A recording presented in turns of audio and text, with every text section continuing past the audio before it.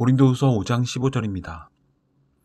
저가 모든 사람을 대신하여 죽으심은 산자들로 하여금 다시는 저희 자신을 위하여 살지 않고 오직 저희를 대신하여 죽었다가 다시 사신 자를 위하여 살게 하려 함이니라.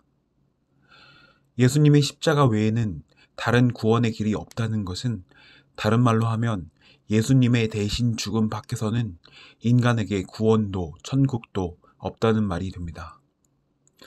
그리고 그 예수님의 대신 죽음 안에 있을 때에만 용서함이라든지 죄사함이라든지 천국이나 구원에 대한 이야기를 시작할 수 있습니다. 또한 그 죽음 안에 있는 모든 사람은 그 죽음을 통해서만 이 모든 세상과 현실을 바라보게 된다는 말이기도 합니다. 인간의 죽음 안에서는 결코 하나님 아버지를 볼 수 없지만 예수님의 죽음 안에서만 진정 하나님 아버지가 계신 것입니다. 예수님께서 십자가에서 다 이루셨다는 말씀을 하셨을 때 말씀이 이루어져야 하고 그것이 이루어진 곳이 십자가이기에 모든 성경 또한 그 십자가의 죽음 속으로 빨려 들어가게 됩니다.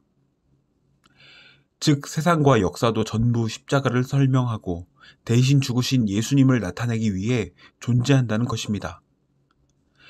예수님의 대신 죽으심은 살아있으신 주님이 살아있는 사람을 살리는 과정이 아닙니다. 허물과 죄로 이미 완전히 죽어버린 인간, 우리 모두가 영원히 죽어있음을 십자가는 분명히 드러냅니다. 성경에 있는 모든 명령이나 약속, 그리고 그 안에 살아가는 모든 자들 또한 예수님이 말씀하셨던 것처럼 내 살을 먹지 않고 내 피를 마시지 않으면 생명이 없다고 하신 말씀 안에 이미 영원히 죽은 자로 드러날 뿐입니다. 그래서 주님은 계속해서 인간의 죽음과 불가능함을 말씀하시지만 선악과를 따먹고 하나님과 같이 되려고 하는 인간은 그 안에서 자기의 살 길을 찾아내려고 합니다. 그리고 그 시도는 역사를 통틀어 계속되었습니다.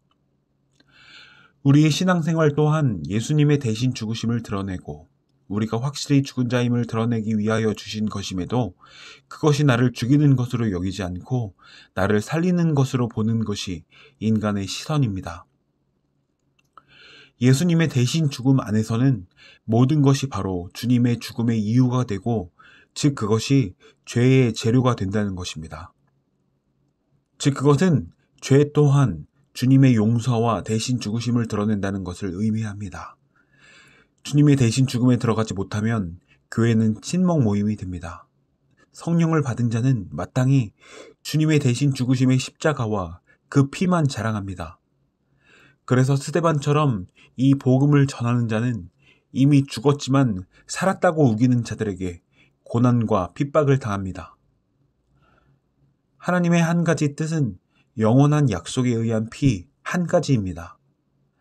이 피 속에 거하는 자는 역시 주님의 피만 드러내기 위해 주님의 죽으심 속으로 날마다 합류당합니다. 하지만 피 안에 거하지 않는 자는 끝없는 자기 발전과 훈련, 그리고 연구와 적용, 기도 생활 등 자기를 더 높은 수준으로 끌어올리는 것과 자기 지식이 얼마나 올바른가를 정립하는 것에 집중합니다. 자기가 믿음이 좋고 성경도 잘 아는 그런 자가 되기를 바라며 살아갑니다. 그리고 그것이 신앙이라고 생각하고 그것을 가르치는 대장이 되려고 합니다. 그것은 모두 하나님의 의를 모르기에 자기 의를 생산해내는 것에 불과합니다. 그래서 그들의 입에서는 날마다 자기의 기도와 자기의 지식과 자기의 묵선과 거기에 대한 효력 자랑과 그 정도를 가리는 경쟁만 있을 뿐입니다. 이것이 마귀의 일입니다. 주님의 피로 용서를 덮어 쓴 자는 무엇을 자랑할까요? 오직 피 하나입니다. 거지 나사로에게 평생에 한 일이 뭐냐 물으면 개들이 핥은 자리를 긁었다고밖에 할 말이 없습니다. 구원받은 강도는 강도짓만 고백합니다. 이것은 바른 교리를 말하는 것이 아닙니다. 예수님의 피가 생명을 살린다는 것입니다. 그 피를 통하여 주님은 구원받을 자에게만 이 약속을 깨닫게 하십니다.